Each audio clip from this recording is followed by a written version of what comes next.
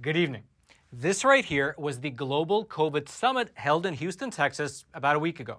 It served as essentially a COVID postmortem wherein doctors from across the entire country, they came together and they laid out what they believe specifically went wrong with the government's management of COVID over the past 2 years in regards to things like the suppression of early treatment, the extreme lack of transparency, the constantly shifting goalposts, the hiding of data, as well as the real-world effects of the lockdowns, the mandates, and the vaccines in general. The speakers included a lot of doctors that you've probably heard of before, like Dr. Peter McCullough, Dr. Robert Malone, Dr. Richard Urso, Dr. Kirk Milhoan, Dr. Richard Ammerling, Dr. Ryan Cole, among many, many others. And I myself was fortunate enough to be the opening speaker at this particular event. And I would like to share with you my speech as well as some commentary. Take a listen. Thank you so much for that excellent introduction. If you've ever watched my videos, now I don't have to tell you to click on the button below the video and subscribe. She did it for us. If you've been following the coverage that we've been putting out since the start of 2020 with the onset of COVID, you know that we've been following the story very, very closely from the beginning, from just when the Chinese Communist Party started covering up what was happening in China, punishing whistleblowers, putting them in jail, making sure nobody can ever talk about what was happening, hiding the genome sequence, shutting down domestic flights while allowing international flights from Wuhan, essentially allowing the entire thing to spread. We've been following it ever since then. Now, just to pause here for a quick moment, I didn't mention this part while I was up on stage, but it's indeed the case that getting real COVID-related news, or frankly any kind of real news out of China, is extremely difficult. What wound up happening was that the Chinese Communist regime, they actually wound up arresting 11 of our contributors who were there on the ground in China, taking photos of what was really happening and sending them to us. Basically, during the period of time when the Chinese government was publicly saying that everything was fine, there's nothing here to worry about, and in fact we've already defeated COVID, our brave contributors, they were going out, they were talking to people, they were sending us photos as well as detailed accounts of the truth of the situation inside of China. And therefore, we here at the Epoch Times were able to report to you what was really happening. And for that crime, the crime of disturbing public order, which is a typical communist trumped-up charge, they were all arrested. That is the true difficulty of bringing you the inside scoop from inside of the communist China. But as you'll see in a moment, our big tech overlords, well, they didn't care for our approach too much. But the reality is that covering such an event is very difficult in the age of censorship. So just to give you just a small tidbit of how difficult it is, if you head on over to the other tab I have loaded up, just when the COVID began to spread worldwide, within the first few months, we put out this documentary. Probably a lot of you have seen it. It's called "Tracking Down the Origins of the Wuhan Coronavirus," and we have a very good underground network of sources within China, and we were able to pull from them. And we compiled this phenomenal documentary, pulling from different sources, different facts, different interviews that we have on there. And our conclusion, well, we didn't reach any definitive conclusions, but it looked like the facts pointed to the fact that, hey, there's a P4 level, virology laboratory in Wuhan just up the road from the wet market. What's going on there? Could the virus have come out of there? That was the conclusion, and we built a lot of evidence surrounding it, although we didn't definitively state anything, because even to this day, it's not 100% definitively known. So this documentary got a lot of play. Something over like 100 million views across the different social media networks. So obviously it resonated with people. People were definitely interested. But wouldn't you know it? Once the letters started coming out from the CDC and Dr. Fauci and Dr. Collins saying, hey, actually, no, it didn't come from the Wuhan lab. It actually came from the wet market, definitely. It was likely a pangolin who made it with a bat and was eventually wound up in some sort of a soup in Wuhan. That's where the virus came from. I'm joking, but that's essentially, that's as laughable as that explanation was to a certain degree. This documentary was blocked. You no longer could share it out. You had to click multiple times in order to watch it, because it would ask you again and again whether you want to watch this type of misinformation content. It was disproven multiple times back in the year 2020, even though now, you guys have been following all the developments of the lab leak. Okay, so that's what happened with this documentary. So we thought to ourselves, this is, again, back in the year 2020.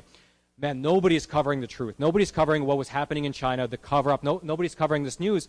So what we did is we created a booklet, like a 24-page special edition of the Epoch Times, and we wanted to bypass as much of the censorship as we can, because, of course, big tech is controlled. It's difficult to put anything on Facebook, YouTube, even with email, servers can be blocked. And so what we decided to do is we printed a 24-page special edition, and we mailed it out to to households within both America and Canada. I see some of you nodding. Maybe some of you received it in the mail. And so, but wouldn't you believe it? Within Canada, the mailmen, meaning the postal workers, they started to refuse to hand it out to people. They would get it, and then they would not. They would complain to their supervisor, saying, "Hey, we don't want to hand out this misinformation. It's racist," they would say, because it's attacking China, et cetera, et cetera. So what wound up actually happening is that the Trudeau government, they had to come out and force the postal workers to hand this out, because they said, "Hey, listen, they paid their postal fee, so that you literally have to hand this out." But that's like a small snippet of the difficulty of reporting the facts in this age of censorship. Now, just to pause here for another quick moment, I didn't mention this during the speech, but the Canada Postal System went so far as to actually suspend 2 of their workers for refusing to deliver the Epoch Times. However, while it's true that the Trudeau government in this sense upheld freedom of speech and freedom of the press, it's now without a caveat. Because even though they did force the postal workers to deliver the Epoch Times, about a month after that incident, during a press conference, the Trudeau government actually handed out official talking points criticizing the Epoch Times. And in their official document, it tells the official spokesperson that if they were pressed, they were to say this, quote, "Canada Post has a legal obligation under the Canada Post Corporation Act to accept all neighborhood mail for delivery subject to regulation." That was right below the section criticizing the Epoch Times and saying that the Trudeau government stands hand in hand with the Chinese community. And so generally, props to the Canadian government for upholding the rule of law, but it does appear that they did it grudgingly. Anyway, back to the speech. But I do want to point something out, that what I just described was back in the beginning of the year 2020. That was just when the whole thing began. But incrementally, since then, public trust in all of our institutions has declined more and more. I mean, and you know this from your own, I'm sure, your own experience, your own conversations. But even with the polling, there was a poll released in January of this year showing that only 44% of Americans trust what the CDC has to say about COVID. Which, again, that was in January. That's been several months. I suspect that is a lot lower now. And in that same poll, it found that only 31% of Americans trust what Dr. Fauci has to say about COVID.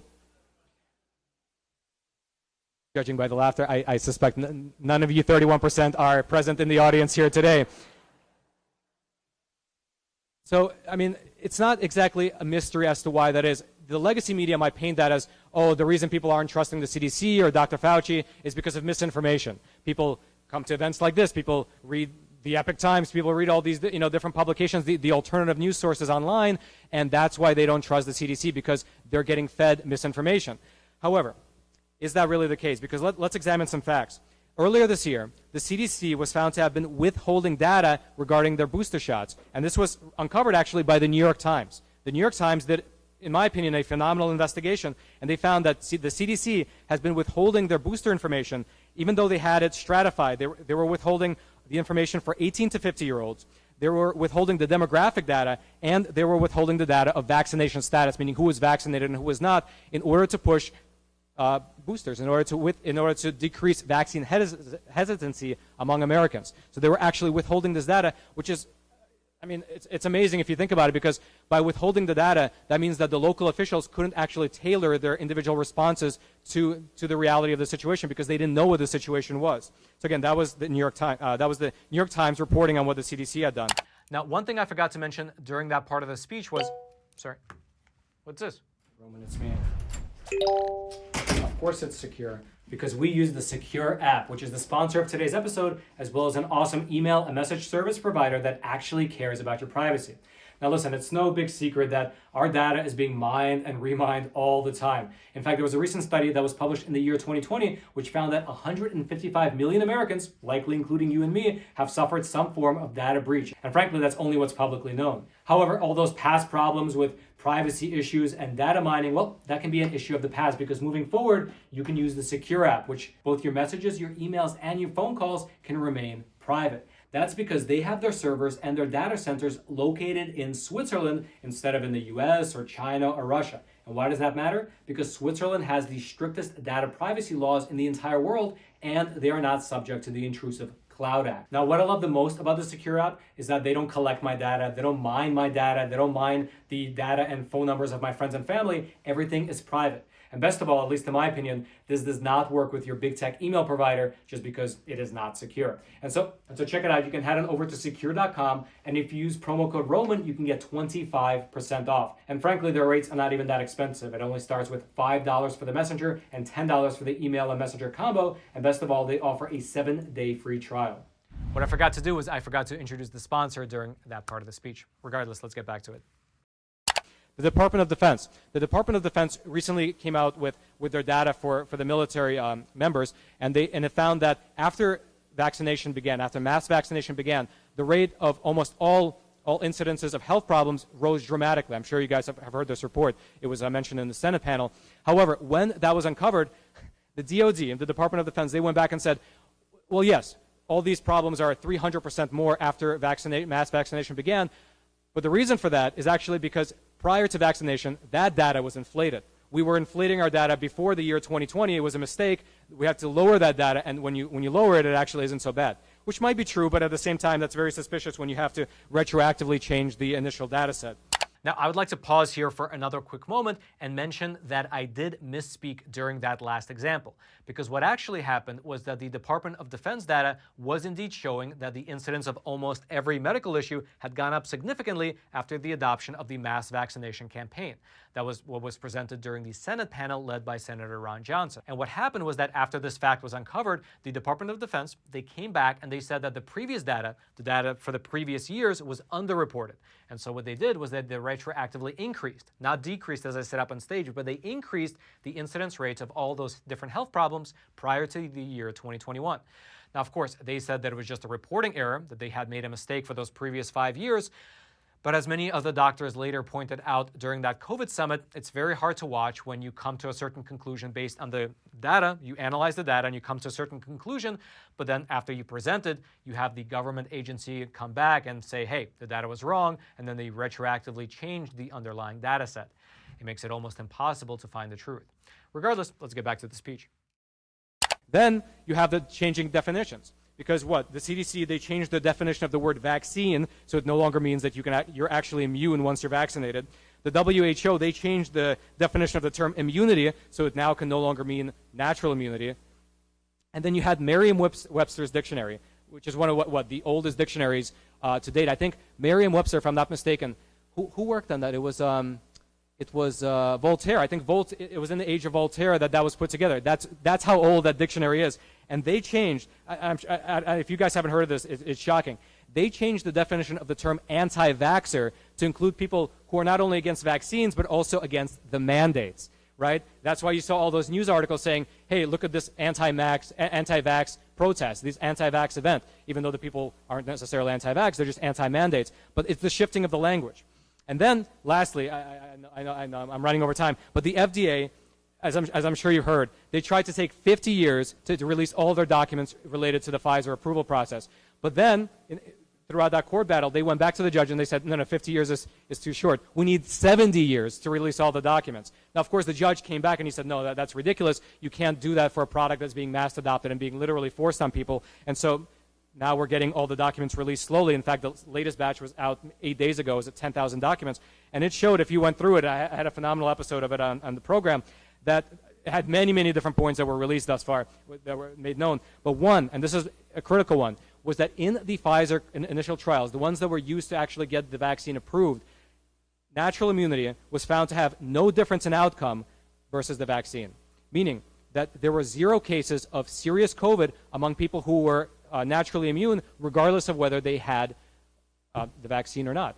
Basically, the data showed that in the cohorts, the different cohorts that they had, if you were naturally immune from the virus, there was no actual noticeable difference, or at least statistically significant difference than people who were vaccinated. And yet, that was back in the year 2021. And yet, even though the FDA said that they went through this data with a fine-tooth comb in order to approve the vaccine, right, for mass usage, what's happened since then? Ever since then, they've never really acknowledged natural immunity. They've downplayed it. They've dismissed it. And I remember there was this one Senate panel where Senator Rand Paul was asking the Secretary of HHS about natural immunity. And he said, I don't know. Maybe it works, maybe it doesn't. He asked him, have you ever heard of this Israel trial? He said, no, I haven't heard of it. I've heard of it. I'm just a reporter. I'm just a guy doing this news. These are the people who are actually making the decisions in this country, and they claim they don't know what they should know because they approved the vaccine that had that data. And so that is a long-winded way of saying that I'm really looking forward to the doctors who are going to be speaking here today. I'm really looking forward to interviewing them after the fact. And if you want to check out the interviews that I'll be conducting with them, you can check it out over on theepictimes.com. Thank you so much. And indeed, just as I mentioned, after I was done with my speech, I went off stage, we went to the back, we set up an entire studio, and we conducted long-form interviews with many of the doctors, including Dr. Malone, Dr. Ryan Cole, Dr. Ammerling, Dr. Alexander, among several others. And I have been slowly publishing them over on Epic TV, because frankly, it goes without saying that here on YouTube, in the year 2022, you cannot publish uncensored conversations. But over on Epic TV, we can. If you'd like to check out all those phenomenal interviews, just head on over to Epic TV. In fact, just yesterday, we published a great interview between myself and Dr. Ryan Cole, wherein we discussed, among many, many, many other things, how the synthetic pseudouridine that's present in the mRNA vaccines causes spike protein production within the body to last possibly for months on end following vaccination, and as well as the possible effects that such a thing has in the human body. And also, there's another great interview between myself and Dr. Ammerling, where we discuss the specifics of how the government essentially stripped doctors of their autonomy and centralized the practice of medicine. If you'd like to check out all those phenomenal interviews, I'll throw a link to Epic TV. It'll be right there at the very top of the description box.